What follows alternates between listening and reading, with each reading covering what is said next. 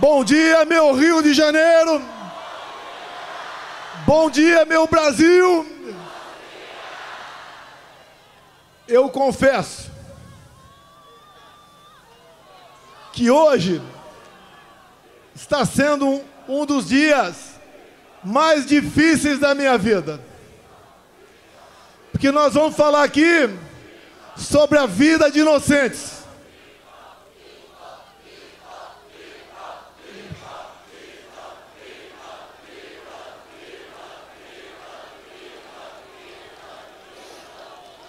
Nós vamos falar sobre a vida de inocentes, sobre a vida de pessoas que estão sendo injustiçadas. Eu jamais esperava um dia estar lutando por anistia de pessoas de bem, de pessoas que não cometeram nenhum ato de maldade, que não tinham intenção e nem poder para fazer aquilo que estão sendo acusados. É muito comum seus governadores, Tarcísio, Mauro Mendes, Cláudio e Jorginho. Aqui nós sempre dizemos que defendemos as mulheres. Qualquer coisa contra uma mulher é uma polêmica enorme no Brasil. E, obviamente, mais que a defesa, devemos ter consideração com as mulheres. E olhem só, eu vou citar o nome de 5 mulheres aqui. A primeira, Débora dos Santos, está 2 anos em prisão preventiva. Está sendo julgada nesse momento em plenário virtual. Todo mundo está esperando mais uma condenação, com uma pesada pena. Eu peço a Deus que isso não ocorra. Temos também a senhora Valdete Ferreira, 73 anos de idade. Condenação, Cláudio Castro, 11 anos de cadeia. Temos também a senhora Iraci Naguchi, 71 anos de idade. Condenação, Tarcísio, 14 anos de cadeia. Temos aqui de Santa Catarina, Jorginho, a senhora Fátima de Souza, 67 anos de idade. Condenação, 17 anos de cadeia. E a última aqui, eu cito o Mauro Mendes, que é de Mato Grosso, mas a senhora do Ceará, senhora Francisca Ildete, 62 anos de idade. Condenação, 13 anos de cadeia. E mais dezenas de condenações. Homens, avós, jovens mulheres, mães que acordam e dormem sem dar um beijo nos seus filhos, como faltou aqui agora, como havia combinado com o Bruno Scheid, trazer uma senhora de Ji-Paraná, Rondônia. Essa senhora tem 6 filhos, o mais velho 10 anos, o mais novo 10 meses, o marido um caminhoneiro, que chegou num frete de Rondônia, naquele fatídico domingo de 8 de janeiro, lá em Brasília. Tomou um banho e foi para a esplanada. Acabou sendo pego. Condenação, 14 anos de cadeia. Essa senhora com 6 filhos teve seus vencimentos como servidora de Rondônia bloqueados. Vive de favores. E esse homem está foragido. Talvez esteja na Argentina com dezenas de outros patriotas. Eu jamais pude imaginar um dia na minha vida que teríamos refugiados brasileiros mundo afora. Até há poucos anos, a gente não sonhava em passar por uma situação como essa. Vida e liberdade se confundem.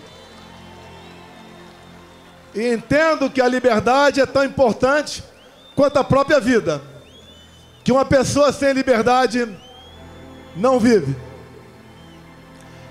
Essas pessoas, essas senhoras, já idosas, todas mais novas do que eu.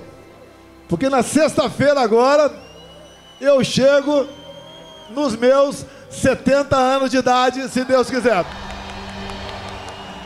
70 anos bem vividos.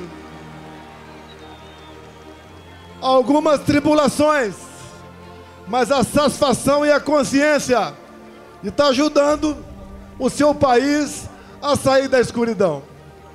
Essas pessoas que eu citei aqui, senhoras idosas, acusações, entre outras, dano qualificado, elas têm força para quebrar alguma coisa? Tem alguma imagem de uma delas quebrando alguma coisa? Por que nós sabemos que a pena tem que ser aplicada a quem realmente cometeu aquele dano? Uma outra, associação criminosa armada. Essas senhoras, foi encontrada alguma arma com alguém no dia 8 de janeiro de 23? Uma outra, golpe de Estado.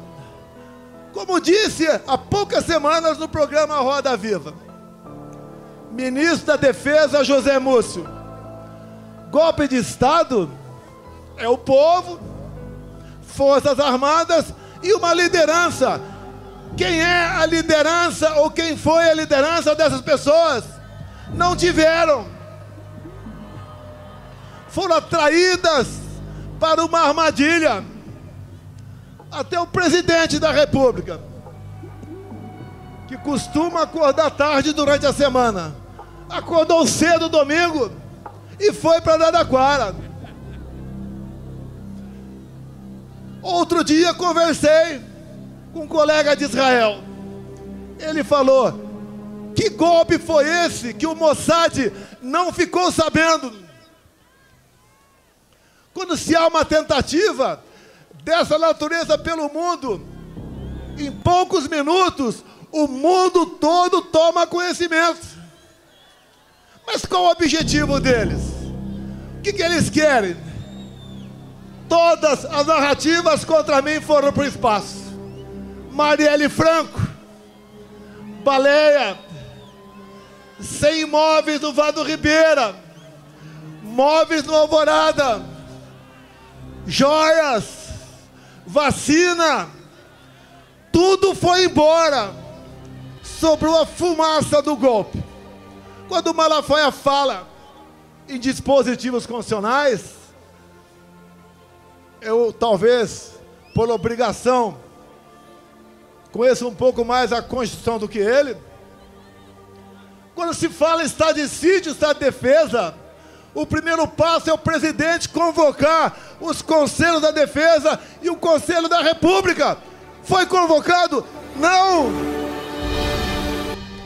Você vai naquele trabalho mal feito daquela banda da Polícia Federal que serve Alexandre de Moraes. Está lá que o golpe, segundo eles, começou no dia 29 de julho de 21. Alguém sabe o que aconteceu nesse dia? Vocês não sabem. Uma live que eu fiz lá no Alvorada e critiquei o sistema eletrônico de votação, onde eu dissequei um inquérito aberto em novembro de 2018. Inquérito que até hoje está em aberto. Inquérito esse que eu mostrei para os embaixadores, que no dia seguinte o Alexandre de Moraes classificou esse inquérito como confidencial, ou seja, secreto. Secreto por quê? Qual é a alma da democracia? é transparência, é o voto, é a contagem pública dos votos, é a certeza que o eleitor chega de dizer que votou em tal pessoa, o voto foi para aquela pessoa. Eu não estenderei muito não, que o Malafaia tecnicamente se comportou como um brilhante advogado aqui, apesar de ele não ser. Eleições de 22, a gente arrastava multidões pelo Brasil. Foi aqui no 7 de setembro, tinha mais gente do que agora. Fazíamos motocicletas pelo Brasil todo. São Paulo, segundo lá, a Polícia Militar, batendo 300 mil motos. Foi em Santa Catarina, foi em Mato Grosso, foi no Brasil todo. O agro estava quase 100% fechado conosco. Os cristãos, da mesma maneira. Nós tínhamos majorado com responsabilidade o Bolsa Família para R$600. Nós, com o Rogério Marinho presente aqui, levamos água para o Nordeste. A Tereza Cristina na agricultura abriu comércio com o mundo todo. O Tarcísio, com orçamento pequeno, cresceu com sua competência e atendeu o Brasil em obras de infraestrutura. O nosso governo fez o seu trabalho. Por que perdeu a eleição? Por que perdeu a eleição?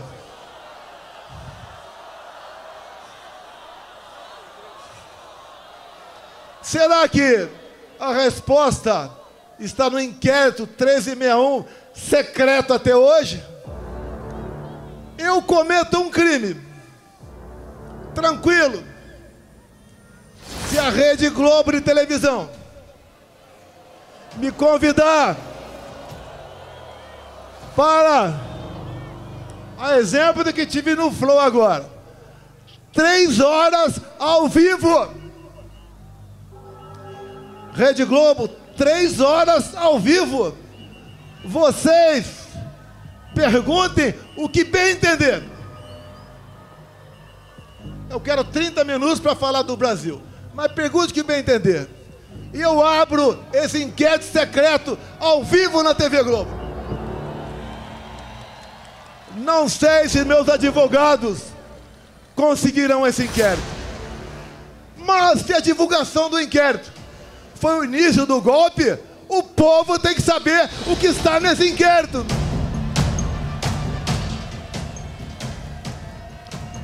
Todos os inquéritos de Alexandre de Moraes são confidenciais, secretos. Ninguém pode saber de nada o que está ali. Ele começou a investigar o presidente da República em julho de 21. A PF não pode investigar o presidente. E não tinha um fato definido. Era um inquérito secreto, originário daquele outro, do fim do mundo. Nos acompanhava 24 horas por dia. O que eles queriam com isso? Minar a presidência da República. Não queriam que a gente continuasse. E houve sim mão pesada do Alexandre de Moraes por ocasião das eleições de 22. Por exemplo, segundo decisão dele, eu não podia mostrar a imagem do Lula defendendo o aborto. Eu não podia botar a imagem do Lula defendendo ladrões de celular, dizendo que isso era para tomar uma cervejinha. Eu não podia mostrar a imagem do Lula com ditadores do mundo todo.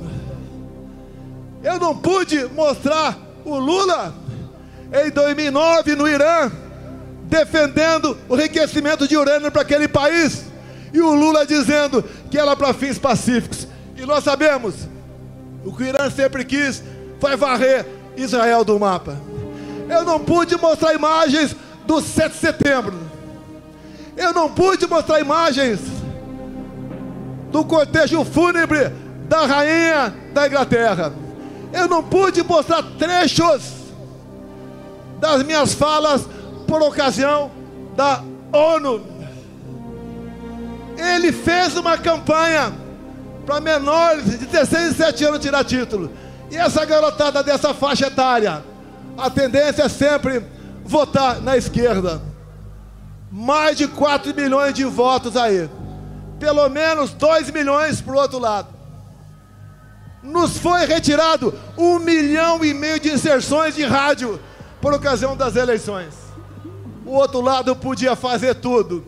Me chamava de misógino, de fascista, de nazista, até de pedófilo os caras me chamaram. De assassino da Marielle Franco. Podia tudo. E nós vimos de uma pandemia e de uma guerra. E nós demos tudo pelo Brasil. Se não fosse a excelente qualidade dos meus ministros e teus assessores, o Brasil tinha afundado na economia. Mas foi diferente. Atendemos os mais humildes com auxílio emergencial. Compramos 600 milhões de doses de vacina para quem quis tomar. Não exigi de ninguém. Não cobrei cartão vacinal. E o mundo está vendo agora o que foi aquele período, em especial, um relatório do Congresso americano de 500 páginas sobre o assunto. A verdade dói e pode tardar, mas ela não falha. Essas pessoas que estão presas, homens e mulheres, idosos, jovens mães, esse é o motivo desse nosso encontro aqui hoje em Copacabana. Mas o que eles querem no final das contas, como o ministro disse há pouco tempo, nós derrotamos o bolsonarismo. O que eles querem? Como viram que a questão da inelegibilidade dá para ser alterada, afinal de contas, me tornaram inelegível. Por quê? Pegaram dinheiro na minha cueca? Alguma caixa de dinheiro no meu apartamento? Algum desfalque estatal? Porque me reuni com embaixadores. E a outra, porque subi no carro de som do Silas Malafaia.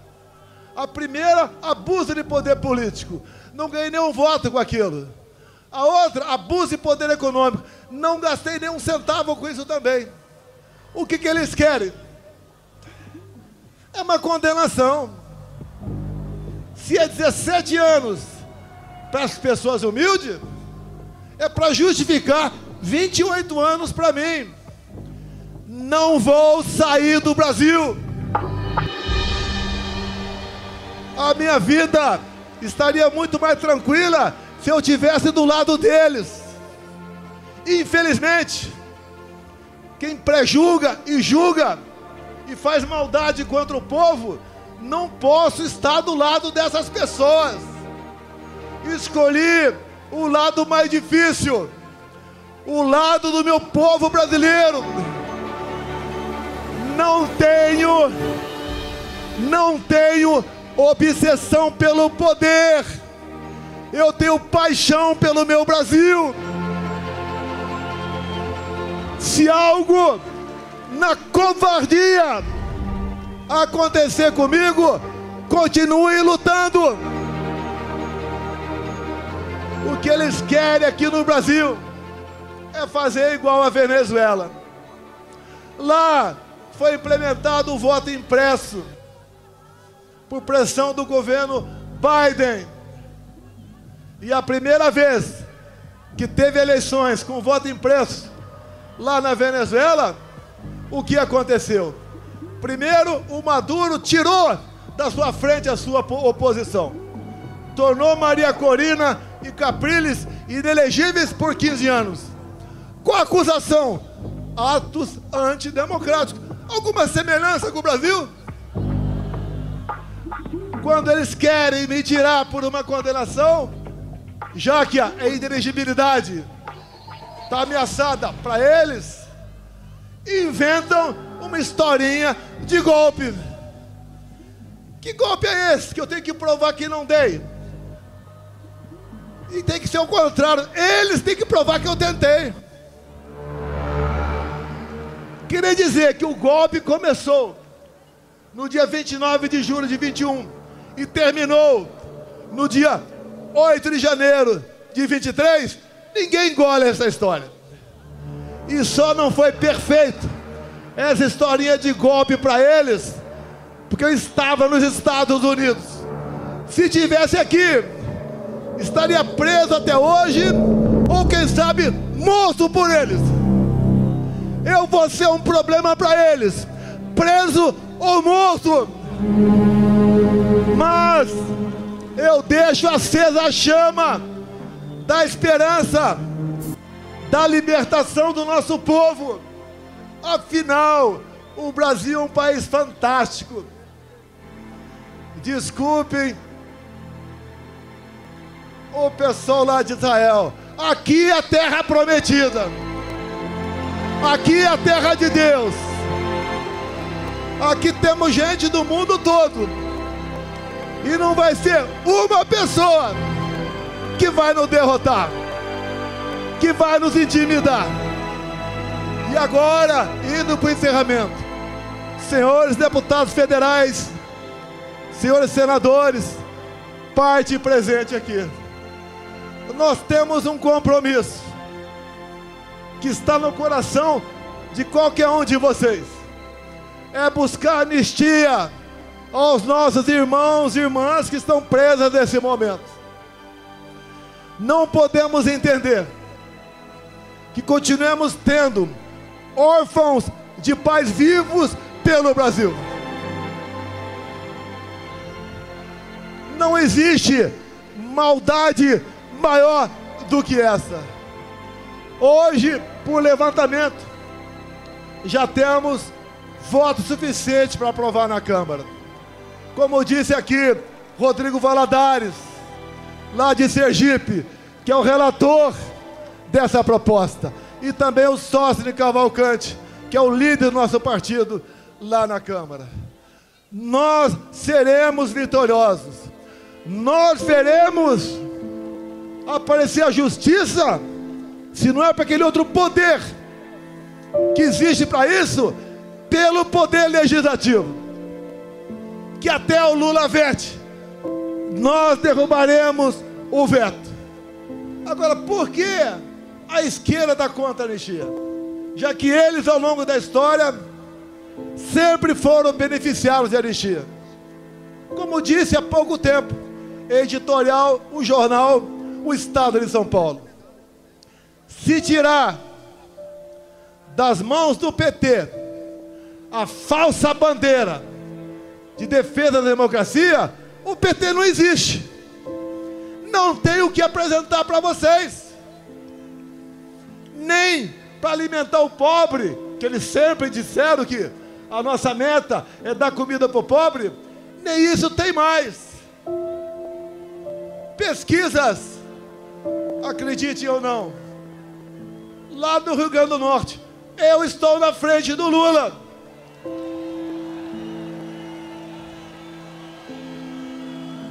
Indo para o encerramento, façamos comparações. Compara o nosso governo de poucos anos com o atual. Dá para comparar. Dá para comparar. Na infraestrutura, o atual ministro do PT com Tarcísio de Freitas.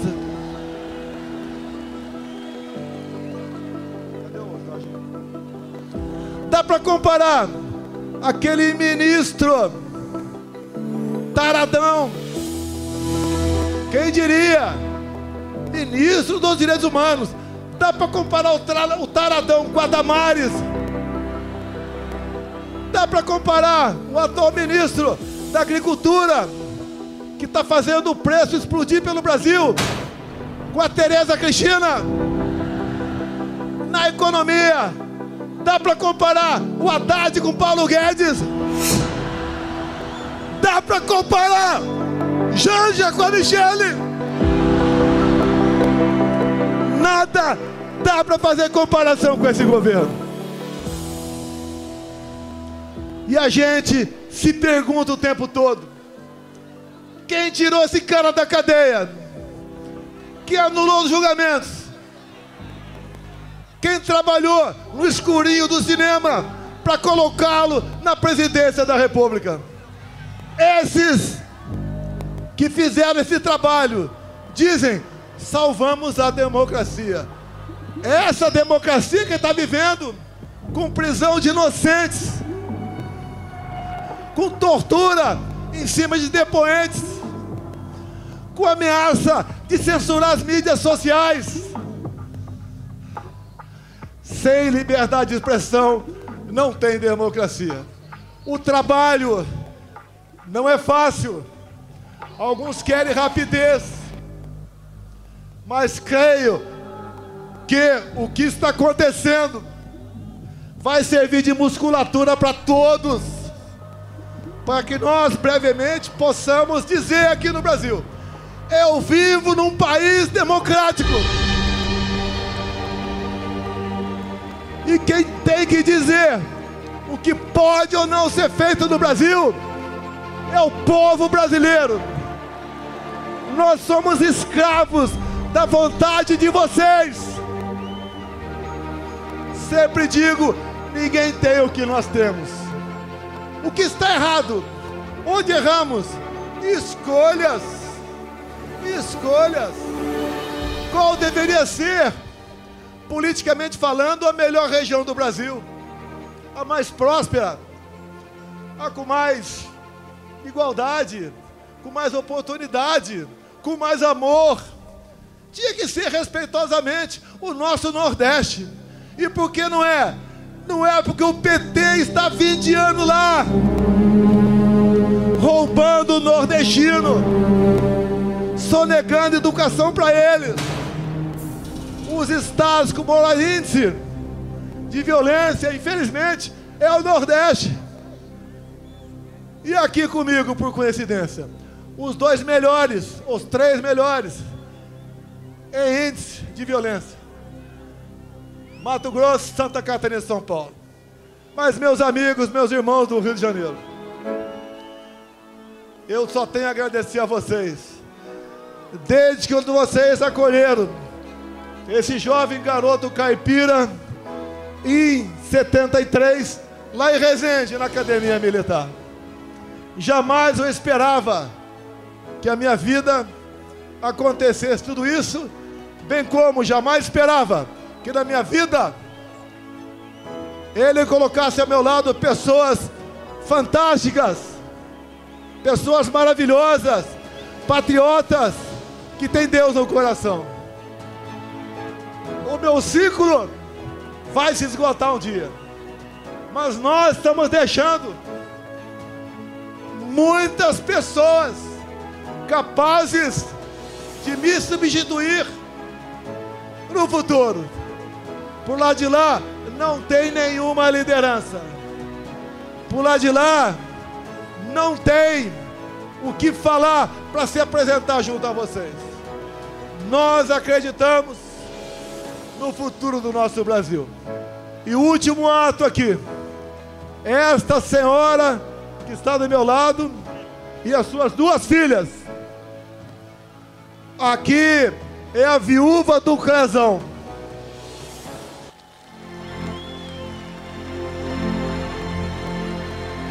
Ao seu lado aqui as 2 filhas. Uma família que tendo em vista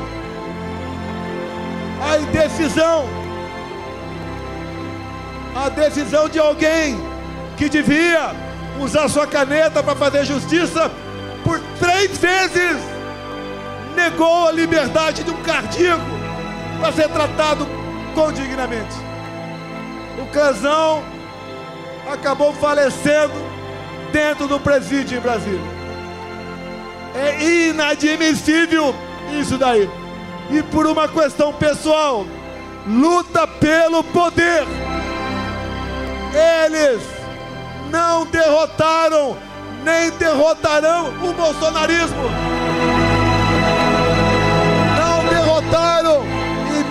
votarão aqueles que defendem Deus, pátria, família e liberdade. Nós estamos mais fortes.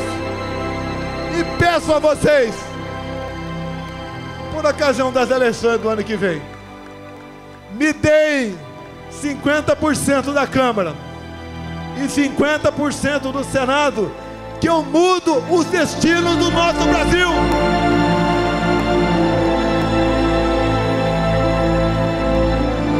Tenho certeza, e deixo claro aqui, esse 50% aqui, Mauro Mendes e Tarcísio, não é PL não, tem gente boa em todos os partidos.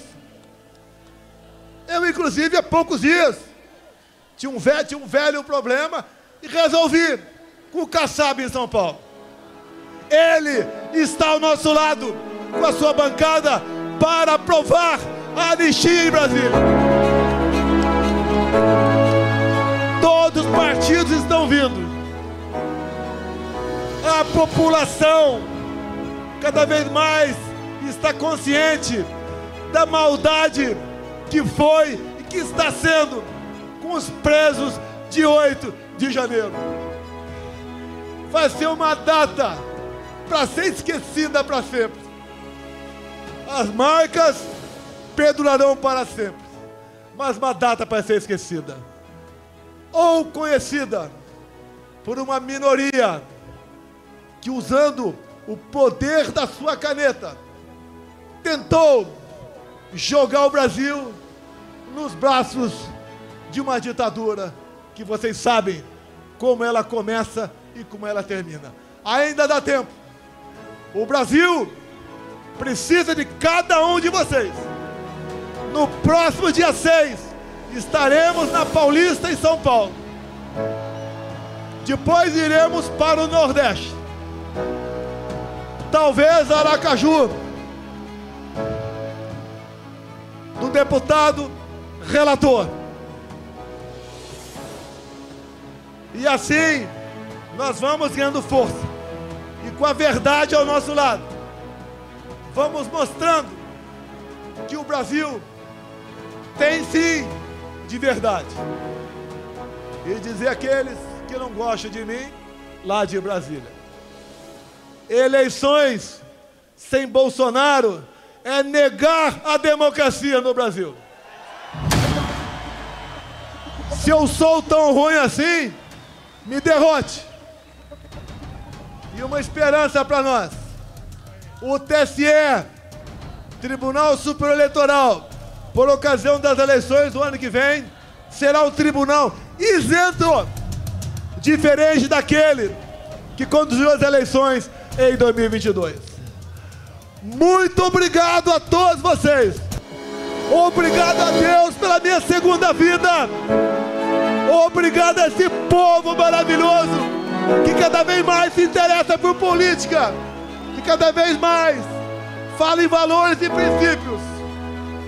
Para esse povo que está mudando o destino do nosso Brasil. Muito obrigado. Brasil acima de tudo!